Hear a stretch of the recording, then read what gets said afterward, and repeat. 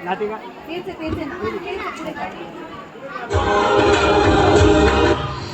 स्त्री आहे म्हणून कळाली तो जिजाऊचा शिवबा झाला.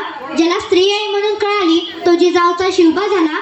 ज्या विद्यार्थी आहेत 25 त्यात मुली 7 व मुले 7 पिठो जाडे शैलेश होणार आहोत. काय बाई, आज आपण पाहतो पुरुष मुले शाळेत जातात, शिकतात, पुस्तके वाचू लागतात, पण मुली का जात नसेल बरे? अगं बाई, तुला माहित नाही का, मुलीच्या शिक्षणाला परवानगी नाही, त्यास मान्यता नाही. स्त्रीचे जीवन म्हणजे चूल आणि मूल एवढं चौकटीतच आहे. पण बाई, आपल्याला पण शिक्षण घ्यायला पाहिजे. शिक्षण हे समाज परिवर्तनाचे माध्यम आहे.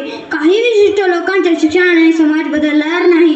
त्यासाठी सर्व दीनदलितांना, गोरगरिबांना, स्त्रियांना, मुलींना शिक्षण मिळालेच पाहिजे. तेव्हाच खऱ्या अर्थाने समाज बदलेल, क्रांती घडेल. घरातील सर्व कामे एकदाचे आवरले बाई, आता काय करावं? सावित्री, काय करतेस? नेहमी कामातच असते. काय आहे तुझ्या हातात ते? पुस्तक आहे वाटतं. तुला लिहायला वाचायला आवडतं वाटतं. हो, मला खरंच लिहिता वाचता यावं अशी माझी इच्छा आहे. थांब, मी तुला आता लिहायला वाचायला शिकवतो.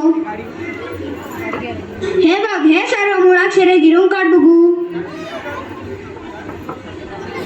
अ अननसाचा, अ अननसाचा, आ आईचा, आ आईचा, ई इमारतीची, ई इमारतीची, ई इडलिंबूची, ई इडलिंबूची, उ उकळाचा, उकळाचा, उ उसाचा, ऊसाचा.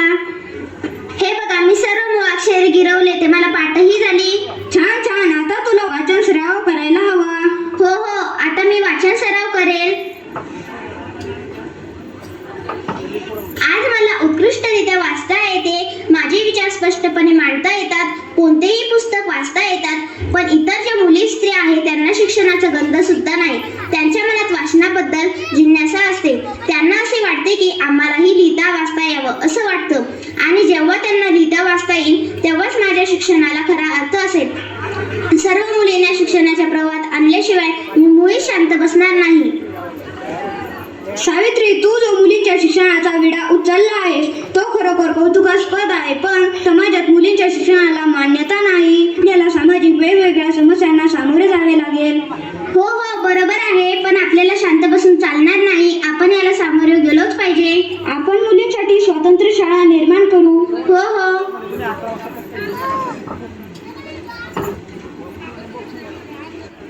अरे, तुम्हाला काही माहिती आहे का? नाही, आम्हाला काही माहित नाही. अरे, सावित्रीबाई फुले आणि ज्योतिबा फुले यांनी मुलींची शाळा सुरू करायचे ठरवले. नाही, आपण असे होऊ देणार नाही. आपण धर्माच्या विरोधात जाणार नाही. आपण मुलींची शाळा कदापि सुरू होऊ देणार नाही.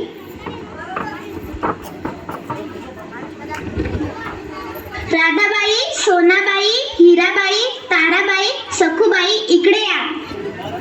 आजपासून तुम्ही आणि तुमच्या मुलींनी शाळेत यायचे. मी तुम्हाला लिहायला वाचायला शिकवेल. नाही, आम्ही शाळेत येणार नाही. रीतीप्रमाणे स्त्रियांनी शिक्षण घेऊ नये. हो बाई, त्यामुळे आम्ही शाळेत येणार नाही. स्त्री पुरुष दोघेही समान असतात. पुरुषांना जसे शिक्षणाचे अधिकार आहे तसेच ते स्त्रियांनाही मिळायला हवे. आपल्याला स्त्रियांमध्ये बदल घडवायचा असेल तर आपण शिक्षण घेतले पाहिजे. शिक्षणामुळेच आपल्यात बदल घडून येईल. आपल्याला आपले मत मांडता येईल. हो आई, आता आम्हाला शिक्षणाचे महत्त्व कळाले आहे. आता आम्ही आमच्या मुलीला शाळेत पाठवणार आणि आम्हीही लिहायला वाचायला शिकणार. तर मंडळी, सावित्रीबाईंनी वाचन सराव करून त्या उत्कृष्टरित्या वाचू लागल्या, लिहू लागल्या, भाषणे देऊ लागल्या. हाच तो पुण्यातील भिडेवाडा आणि येथेच मुलींची पहिली शाळा सुरू करण्यात आली. तर बघूया पुढे काय होतं. हा बघा, पहिला प्रसंग. सावित्रीबाई फुले आणि ज्योतिबा फुले यांनी मुलींची शाळा सुरू केली. 1 पुण्यातील भिडेवाडा येथे मुलींची पहिली शाळा सुरू करण्यात आली. तर बघूया पुढे काय होतं. हा बघा पहिला प्रसंग.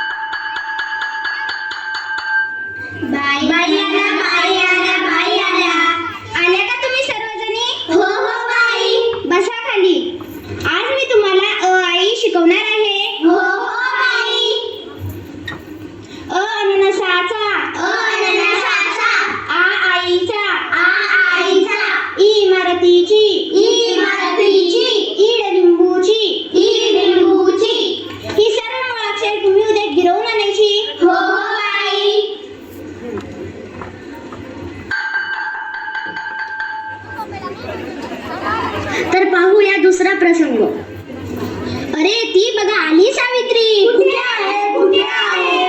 ते बघा ती आली. तिला काय सांगितले? शाळेत जाऊ नको, मुलींना शिकू नको. ती ऐकत नाही. फेका तिच्या अंगावर दगडगोटे, शेणगोळे, चिखल माती फेका. तुम्ही मला किती त्रास द्या, पण मी मुलींना शिकवण्याचे हाती घेतलेले कार्य सोडणार नाही. सोडा माझा रस्ता, व्हा